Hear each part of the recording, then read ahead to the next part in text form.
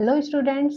तो आज की क्लास में हम स्टार्ट करने वाले हैं प्रश्नावली 1.2 से रिलेटेड जितने भी एग्जाम्पल्स हैं और जो भी नई मेथड दी हुई है। तो बच्चों, जो लास्ट की क्लास थी उसमें हमने एक्सरसाइज 1 मतलब प्रश्नावली 1.1 को कंप्लीट कर लिया था, जिसके first, second, third, fourth, fifth पूरे क्वेश्चन हमने कंप्लीट कर लिए थे। अब जो है हम इसकी कुछ जो है अंकगणित के आधारभूत प्रमेय क्या है इसको देखने वाले हैं। ये जो ट्री वाला गुणनखंड विधि है वृक्ष के लिए जो दिया है फैक्टर ट्री, इसको देखेंगे कि इसको कैसे सॉल्व करना है। उसके बाद हम एग्जाम्पल नंबर 5 देखते हैं और एग्जाम्पल नंबर 6 को सॉल्व करते हैं। ओके, चलिए उसके साथ ही हम एलसीएम एचसीएफ भी देखेंगे ना कि क्या होता है। ओके, चलिए चलते हैं हम पहले अपने एग्जाम्पल नंबर 5 पर। 5 में क्या दिया हुआ है? संख्याओं 4n पर विचार कीजिए जहां n एक प्राकृतिक संख्या है। जांच कीजिए कि क्या n का कोई ऐसा मान है जिसके लिए 4n अंक शून्य पर समाप्त होता है। ये हमको देखना है। चलिए देखते हैं इसको कैसे हम देख सकते हैं, कर सकते हैं सॉल्व। इतना कुछ हम पढ़ चुके हैं। ले लेते हैं हम अपना नया पेज, नई जगह। हम पढ़ रहे हैं अपना चैप्टर नंबर फर्स्ट। क्या नाम है इस चैप्टर का? वास्तविक संख्या। ओके, ग्रेड 10 है ये, वास्तविक संख्या। देखते हैं बच्चों एग्जाम्पल नंबर 5 हमको क्या बोला है कि हमको 4n की एग्जाम्पल, आपको समझ में आएगा मतलब उदाहरण। ओके, क्या बोल रहा है कि 4n की ऐसी वैल्यूज हमको चाहिए जिसमें n जो है नेचुरल नंबर है, प्राकृतिक संख्या है। n की ऐसे नंबर चाहिए जहां पर वो जो है 4n जो है वो शून्य पर आकर खत्म हो। मतलब शून्य पर आने के लिए उसका जो इकाई का अंक होगा, मतलब लास्ट डिजिट जो होगा वो 0 होना चाहिए। तो देखते हैं ये होता है या नहीं। तो हमको क्या पता है बेटा, कोई भी क्वेश्चन क्या है, क्या कोई प्राकृतिक संख्या, आप लोग नोट डाउन करते जाइएगा, लिखते जाइएगा। मैं इसको दो तरह से बताती हूँ तो आपको इजीली समझ में आएगा। संख्या n है जिसमें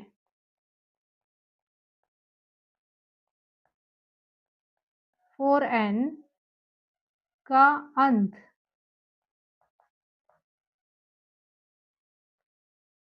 0 से हो। हमको ऐसा कोई 4n का नंबर, कोई ऐसी प्राकृतिक संख्या देखनी है बच्चों जिसका अंत जो है 0 पर हो। प्राकृतिक संख्या जो है यहाँ पर n जो बोला है क्या है? प्राकृतिक संख्या है। हमको क्या पता है प्राकृतिक संख्या क्या होती है बच्चों? n क्या है? यहाँ पे नेचुरल नंबर होता है n से मतलब प्राकृतिक संख्या। n की वैल्यू क्या है? 1 2 3 4 5। इस तरह से जो नंबर्स होते हैं वो सारे प्राकृतिक नंबर्स होते हैं बच्चों, ये हमको बहुत अच्छे से पता है। ओके, अब हम देखते हैं कि जो 4n है उसके लास्ट डिजिट मतलब n की वैल्यू अगर हम प्राकृतिक संख्या 1 2 3 4 5 रखते हैं, 4n के जो लास्ट डिजिट है वो क्या आते हैं। ओके, हम देख रहे हैं 4n के लास्ट डिजिट मतलब आखिरी अंक जो है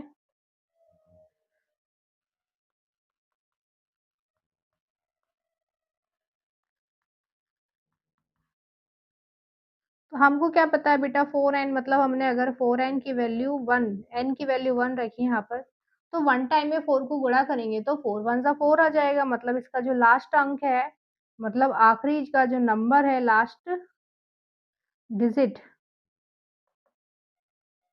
वो कितना आ रहा है? 4 आ रहा है। अगर मैं इसका पावर 2 मतलब 4 इंटू 4 करूंगी तो कितना आ रहा है? 16 आ रहा है। अब यहाँ पर क्या होगा, इसका आखिरी अंक क्या आ रहा है? यहाँ पर आखिरी अंक आप देखोगे,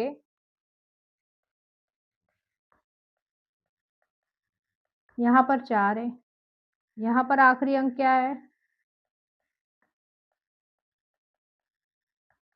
6 है। यहाँ पर आखिरी अंक जो है वो क्या है? 6 है।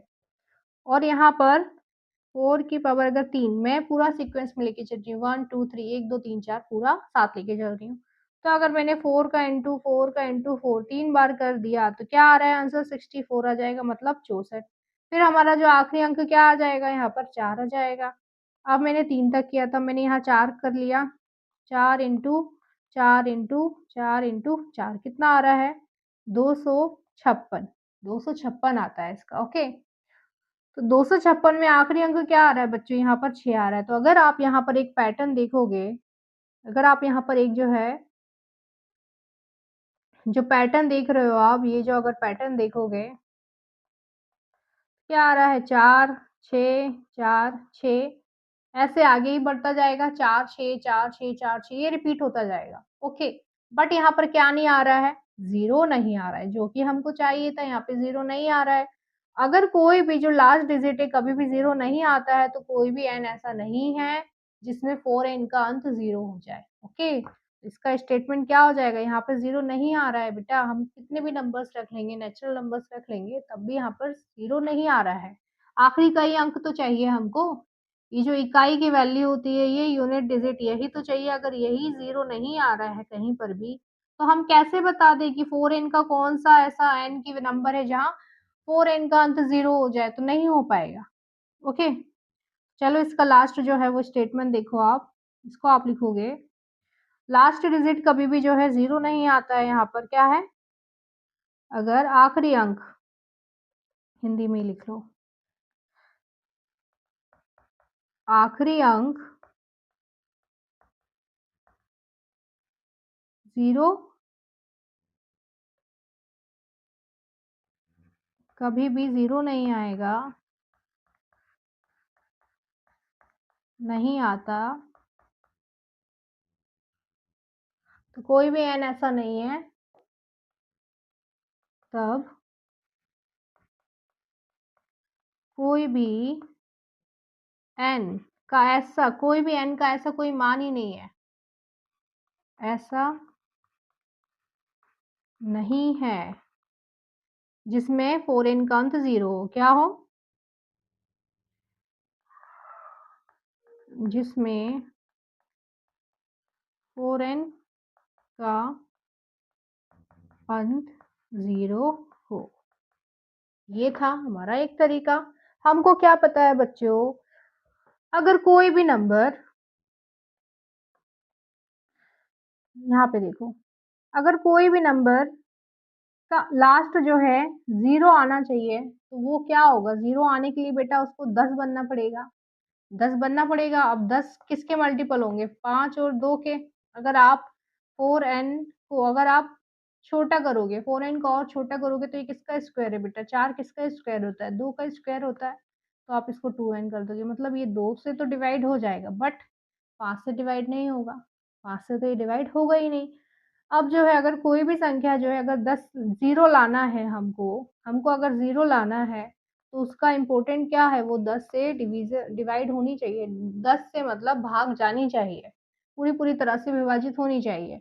बट ये 4n तो है क्या, 2 से डिवाइड हो जाएगा, 2 से विभाजित हो जाएगा 4, बट 5 से नहीं होगा, यहाँ पर जो है 5 से नहीं होगा, इसलिए जो है 4n कभी भी 10 से डिविजल नहीं होने वाला है। यहाँ पे क्या है, 4n कभी भी 10 से विभाजित नहीं होगा,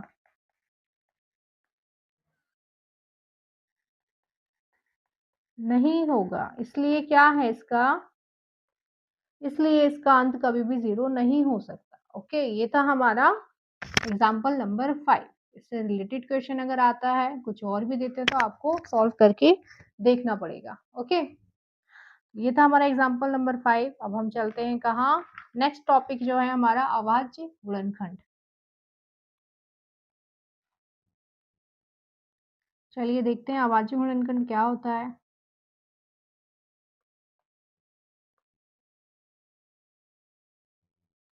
यहाँ पढ़ रहे हैं बच्चों,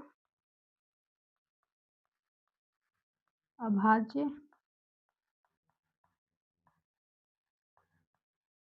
गुणनखंड। अभाज्य गुणनखंड वो है बेटा, जब किसी भी संख्या का जो प्राइम नंबर, मतलब अभाज्य संख्याएं जो होती हैं, के गुणनफल के रूप में लिखना प्राइम फैक्टराइज़ेशन कहलाता है, मतलब अभाज्य गुणनखंड कहलाता है। जो प्राइम नंबर्स हैं, उनको एक गुणनफल के रूप में जब हम लिखते हैं, वो अभाज्य गुणनखंड कहलाता है।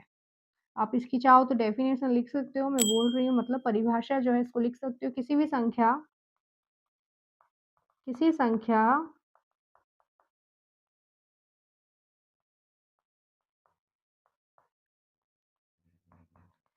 संख्या को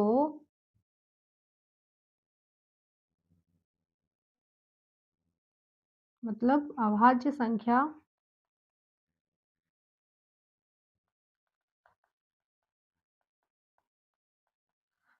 संख्या के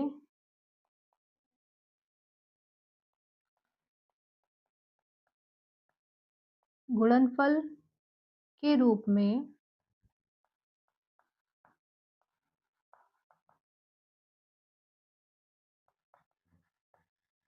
लिखना ही क्या कहलाता है? अभाज्य गुणनखंड कहलाता है। इंग्लिश में इसे प्राइम फैक्टराइजेशन कहते हैं। ओके, अभाज्य गुणनखंड कहलाता है।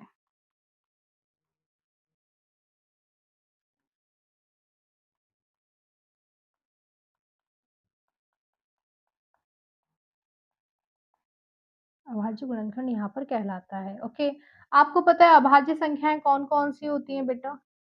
अभाज्य संख्याएं मतलब प्राइम नंबर्स जो हैं वो क्या होते हैं?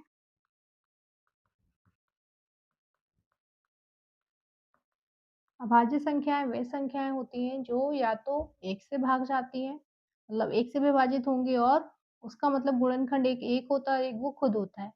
जैसे 2 हो गया, 3 हो गया, 5 हो गया, 7 हो गया, 11 हो गया, ये क्या है? 2 को हम ऐसे लिख सकते हैं या तो 2 1 से भाग जाएगी या फिर 2 खुद से ही पूरी तरह से भाग जाती है। किसी और नंबर से जो है विभाजित नहीं होती है वो प्राइम नंबर से मतलब अभाज्य संख्याएँ कहलाते हैं। ओके, ये था। अब हम इसको देखते हैं इसकी जो मेथड है बेटा क्या सिखाती है हमें मेथड, हम मेथड देखते हैं। जैसे कि हमको एक एग्ज़ाम्पल ले लेते हैं हम 140 हमको इसका गुणनखंड निकालना है। ओके, गुणनखंड निकालना है तो मैं क्या करूँगी 140 ऐसे ले लूँगी।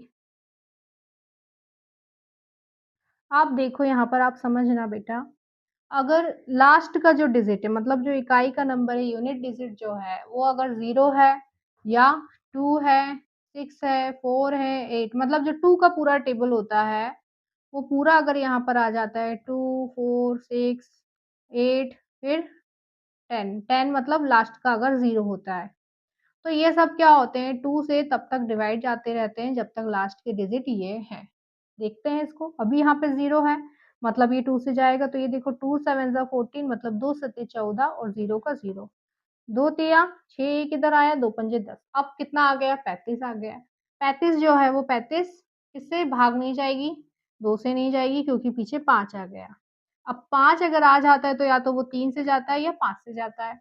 अब 3 से जाएगा तो 3 एकम 3 5 रह जाएगा। ओके, हम क्या लेंगे यहाँ पे 5 एकम 5 ये इसके क्या आ गए? ये इसके गुणनखंड आ गए। क्या? 2 इंटू 2 इंटू 5 गुणनखंड क्या है? यही बताया था ना जो अभाज्य संख्याएँ हैं, अभाज्य संख्याएँ जो हैं उनके गुणनफल को उनको ही जो है मतलब जो प्राइम नंबर्स हैं उनको हम गुणा करके लिख सकते हैं, यही गुणनखंड कहलाता है ये रहा। इसी से हम क्या करते हैं एलसीएम निकालते हैं और एचसीएफ मतलब महत्तम समवर्तक और लघुत्तम समवर्तक हम यहाँ से निकालते हैं। पहले हमको इसके लिए गुणनखंड निकालने पड़ते हैं।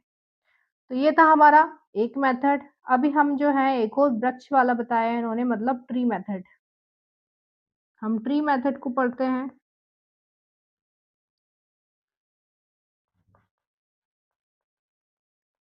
ट्री मेथड में ये होता है बच्चों, आपके बुक में तो बहुत बड़ा सा एग्जाम्पल दिया है। ट्री मेथड जो है उसको हम कैसे देखते हैं बच्चों, जैसे अगर ये 72 है तो 72 को आपको देखना पड़ेगा कि ये किसके टेबल में आता है। 72 क्या है 8 9 ज़ा 72 या 9 8 ज़ा 72 तो इसके दो फैक्टर यही हुए, दो जो गुणनखंड हुए इसके ये हुए तो हमने इसको दो हिस्सों में ले लिया। यहाँ पर एक 8 यहाँ पर 9 इसके दो हिस्से हो गए। मतलब इन दोनों नंबर्स का आप गुणा कर रहे हो तो ऊपर वाला नंबर आ रहा है। आप ऊपर से छोटा-छोटा, छोटा-छोटा बनाते जाओगे। ये आ रहा है, अब आप चलते हैं 8 पे, तब तक बनाना है आपको जब तक अभाज्य संख्या नहीं आ जाती है, मतलब प्राइम नंबर नहीं आ जाते हैं, तब तक आपको इनको बनाना है। तो आप देखोगे अब 8 जो है, 8 को आप क्या लिख सकते हो? 2 चौको 8 मतलब 4 बार में 8 आ रहा है और ऐसे ही 9 को आप क्या लिख सकते हो? 3 तिया 9 2 बार में 3 आ रहा है ना, ये देखो। ये भी अभाज्य संख्या आ गई, ये भी अभाज्य संख्या आ गई, ये आ गई। अब जो 4 है उसको भी आप क्या लिख सकते हो? 2 इंटू 2 लिख सकते हो ना? ये लिख सकते हो आप 2 इंटू 2। ये क्या है? ये भी तो एक अभाज्य संख्या ही है। तो आप इसको इस तरह से लिख सकते हो। तो इसके भी क्या आ गए फैक्टर। अब आप देखोगे बच्चों तो इस आप नोटिस करोगे तो ये सारे प्राइम नंबर मतलब अभाज्य संख्या आ गई। इनको ही क्या है हम गुणा करके लिख देंगे। तो ये हमारे क्या हो जाएँगे? यहाँ के इसके गुणनखंड हो जाएँगे। कैसे लिखोगे आप? 2 into 2 into 2 into 3 into 3। Okay. ये था हमारा कौन-सा मेथड? ट्री वाला मेथड गुणनखंड निकालने के लिए। ओके, गुणनखंड जब हम निकालते हैं तो इससे निकालते हैं। अभी आप अगर इसको देखोगे तो दूसरा तरीका है एक और हमें इसके अगर ये वाले जो गुणनखंड है इसको चेक करना है तो आप क्या करोगे 72 पीछे 2 है तो आप क्या करोगे 2 3 जा 6 2 तिया 6 1 इधर आ गया 2 छींग 12 2 एकम 2 2 अट्ठे 16 2 नम 18 3 एक 3 तिया 9 और ये 3 एकम 3 तो मतलब आप देखो इसके भी फैक्टर वही आ रहे हैं ना 2 इंटू 2 इंटू 2 इंटू 3 इंटू 3 यही आ गए पूरा की पूरा सेम मतलब हम दोनों तरीके से किया हमारे जो गुणनखंड है सेम आ रहा है। तो ये था आपका ट्री वाला मेथड आप इसको जो है अच्छे से प्रैक्टिस करना। सबसे पहला स्टेप है 72 मतलब 72 को आप 2 हिस्सों में कैसे बाँटोगे? ब 72 जो है कैसे टूटेगा? मतलब 8 और 9 8 8 9 72 होता है। फिर 8 को तोड़ दो, फिर 9 को तोड़ो, जब तक जो नंबर छोटे से छोटे नंबर में टूटता जाता है, आप उसको तोड़ते जाओ। आपके आंसर ऑटोमैटिक आ जाएँगे। ये था आपकी जो बुक है, बुक में आपको थोड़ा-सा बड़ा नंबर दिया है, मैं दिखा देती हूँ आपको, ये रहा। ये दिया हुआ है, मैं आपको बताती हूँ ये। देखो 3 ज़्यादा बड़ा हो गया।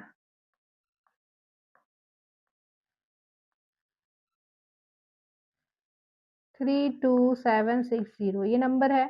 आप देखोगे अगर तो आप यहाँ पे इन्होंने 2 ले लिया, यहाँ पे 163 मतलब 16,000 16,380 इन्होंने यहाँ पर लिया है। तो ये कैसे आया आपको ये डाउट रहा होगा। अगर आप इसका गुणनखंड निकालोगे, मैं इसको थोड़ा-सा छोटा कर देती हूँ, इसका साइज़। अगर आप इसका गुणनखंड निकालोगे बच्चों, तो क्या आ जाएगा? देखो पीछे 0 है मतलब अभी 2 से भाग जाएगा। तो 2 एकम 2 हो गया, 1 कैरी हो गया, 2 ई छिंग 12 हो गया, 2 तिया 6 1 इधर आया, 2 अट्ठे 16 0 ये आ गया मतलब इन्होंने क्या किया एक 2 ये रहा, इस 2 में तोड़ा और ये वाला जो नंबर है इन्होंने यहाँ 16380 इसी तरह से जो है आगे और भी करा है इन्होंने। 2 अट्ठे 16 2 एकम 2 2 नम 18 0 तो सेकंड नंबर देखो ये रहा और 2 से टूटा हुआ है। ओके, ये तो प्राइम नंबर आते जा रहे हैं ना यहाँ पे इनके प्राइम नंबर आते जा रहे हैं तब तक ये ब्रेक करते जा रहे हैं। उसके बाद जो है इन्होंने क्या किया है अभी भी 0 है, अभी भी 0 है तो क्या हो जाएगा ये 2 से जाएगा, 2 चौको 8 1 जो है 2 में नहीं आता है तो हम हमेशा 0 लेते हैं, फिर 2 नम 18 और 1 2 पंजे 10। देखो 4 0 4095 यहाँ पर आ गए, अभी भी ये क्या है 5 आ गया है पीछे, तो 5 आ गया तो आप क्या करोगे इसको 3 से करके देखोगे, 3 एकम 3 यहाँ आया, 3 तिया 9 1 इधर आया, 3 छंग 18 1 इधर आया, 3 पंजे 15 ये देखो 1 6 1 3 6 5 आ गया। अभी भी क्या है 3 से जाएगा देखो 3 चौको 12 1 इधर आया 3 पंजे 15 1 उधर आया 3 पंजे 15 445 ओके। अब क्या जाएगा ये 5 से जाएगा 5 नम 45 5 एकम 5 अभी क्या जाएगा 7 से 7 एकम 7 7 तिया 21 अब जाएगा सीधा ये नीचे आ गया ये 13 ओके। तो ये 91 क्या है 13 सत्ते 91 तो ये इस तरह के क्या है फैक्टर हो गए ये सारे जो है ये पूरे प्राइम नंबर इसके ये पूरे फैक्टर आ गए। ये था आपका ये वाला जो बुक में एग्जांपल दिया था इसको हमने सॉल्व कर लिया है ओके। इस तरह से इसको सॉल्व करना है। अब चलते हैं हमारा जो एलसीएम और एचसीएफ है, उसको देखते हैं। एक फंडामेंटल थ्योरम जो है उसमें क्या बताया हम उसको भी देख लेते हैं।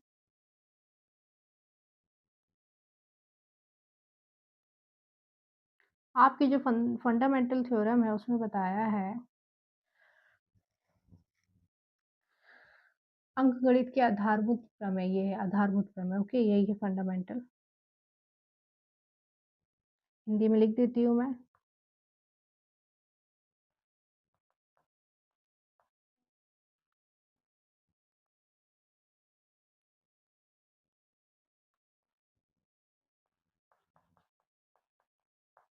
अंकगणित की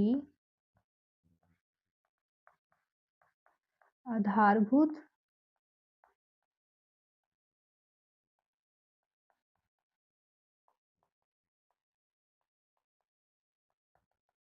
आधारभूत प्रमेय क्या सिखाया है इसमें, हम इसको देखते हैं बच्चों।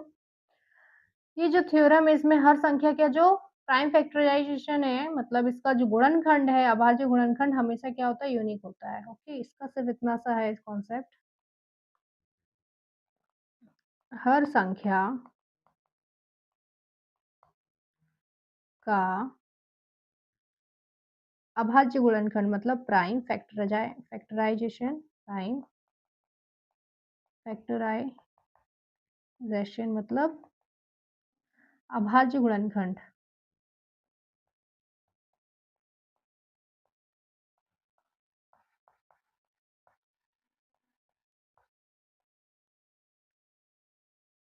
हमेशा क्या होगा, यूनिक होता है, मतलब हमेशा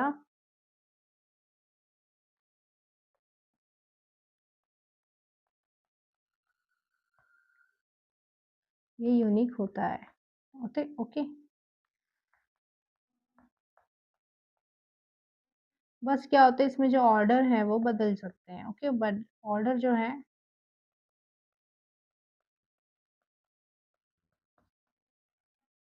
ऑर्डर बदल सकता है। ओके, ये था हमारा। अब हम एलसीएम और एचसीएफ देख लेते हैं बच्चों। एलसीएम और एचसीएफ में क्या बताया है।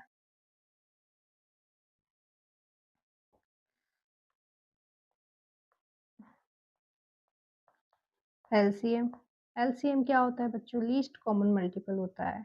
ओके, मतलब जो सभी, ये क्या होगा, लीस्ट कॉमन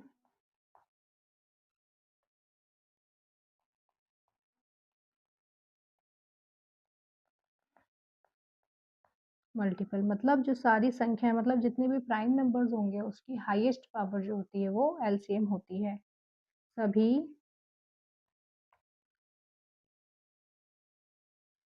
सभी अभाज्य की, प्राइम नंबर मतलब अभाज्य, ओके, सभी अभाज्य की अधिकतम जो घात होती है।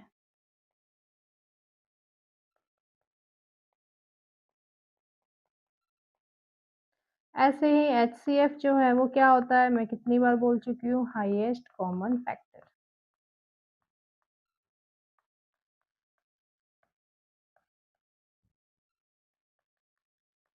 ये गुणनखंड मतलब एक ये फैक्टर होता है, गुणनखंड होता है उसका। क्या होता है इसमें, ये जो कॉमन मतलब जो कॉमन वाला नंबर होता है, प्राइम नंबर कॉमन, प्राइम्स की लोएस्ट स्मॉलेस्ट पावर। ओके,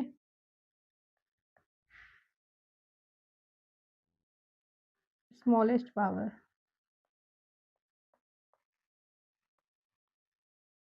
ये होती है। ओके, अब चलते हैं हम अपने एग्जाम्पल्स की और। एग्जाम्पल नंबर 6 को हम देखते हैं कि उसमें हमें कैसे एलसीएम और एचसीएफ निकालना है। एग्जाम्पल नंबर 6 दिया हुआ है बच्चों हमें, हम एग्जाम्पल नंबर 5 पहले कर चुके हैं, अब हम 6 निकालेंगे, जिसमें 6 में हमको क्या निकालना है, एलसीएम निकालना है और एचसीएफ निकालना है।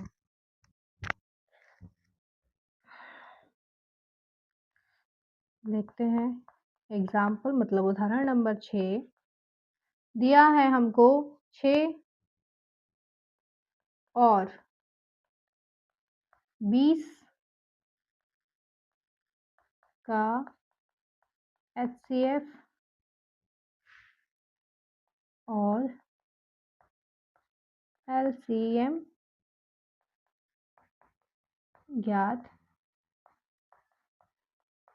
कीजिए। अब तक की क्लास में आपको कोई भी डाउट रहा हो तो आप मुझे कमेंट सेक्शन में पूछ सकते हैं, तो मैं आपको फिर से एक्सप्लेन कर दूँगी। हम इसमें जाएँगे फिर से अभाज्य गुणनखंड विधि मतलब प्राइम फैक्टराइज़ेशन मेथड जो है उसमें जाएँगे। क्या थी हमारी प्राइम फैक्टराइज़ेशन मेथड?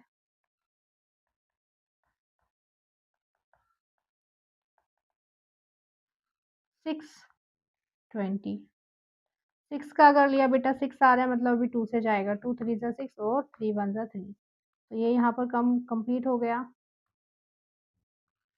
और ये जो है 20 अभी पीछे 0 है तो 2 से जाएगा 2 1 ज़ा 2 0 का 0 2 5 ज़ा 10 5 1 ज़ा 5 ओके ये हमारा इतना अभी तक आ गया है। हम जो देखेंगे 6 का जो फैक्टर है मतलब 6 के जो गुणनफल हैं वो कितने आ रहे हैं 2 और 3 और 20 का जो है कितना आ रहा है 2 इंटू 2 इंटू 5 आ रहा है। अगर हम इसका एलसीएम निकालते हैं,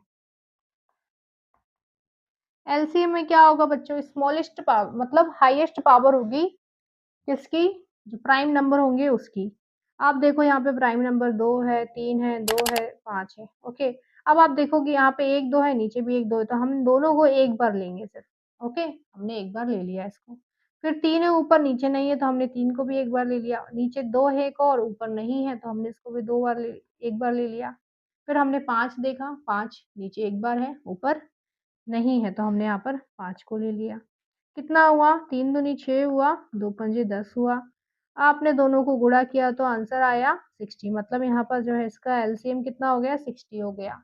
निकाल मतलब इसमें आपको डाउट नहीं होना चाहिए अगर आप एलसीएम ले रहे हो तो आप देखो जो 2 बार मतलब जो कॉमन है मतलब ऊपर भी है नीचे भी तो उसको आप एक बार लोगे। बाकी के नंबर्स को जो है एक-एक बार फिर तब भी लेना ही है।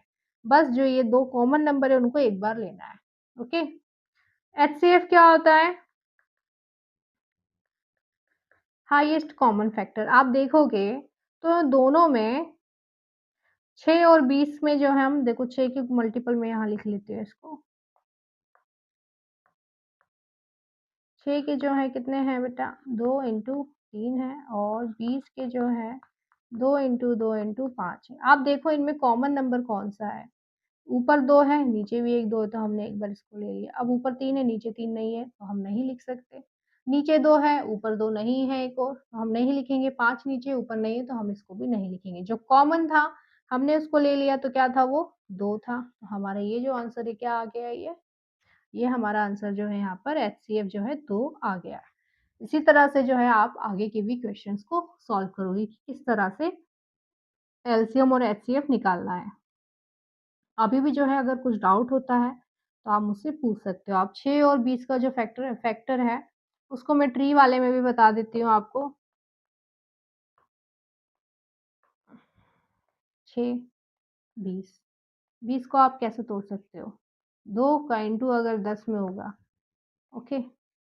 अब ये तो 2 तो एक बार आ गया, ओके प्राइम यहीं खत्म। अब 10 को आप कैसे तोड़ोगे? 10 को क्या लिख सकते हो आप? 5 दूनी 10 लिख सकते हो, तो ये 2 हो गया, ये 5 हो गया। तो क्या इसके जो हैं फैक्टर कौन-कौन से आ गए 2 इंटू 2 इंटू 5 इतना आ गया